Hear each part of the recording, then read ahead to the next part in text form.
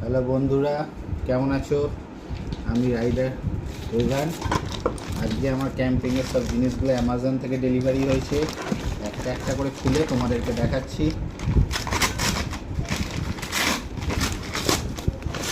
ফার্স্টে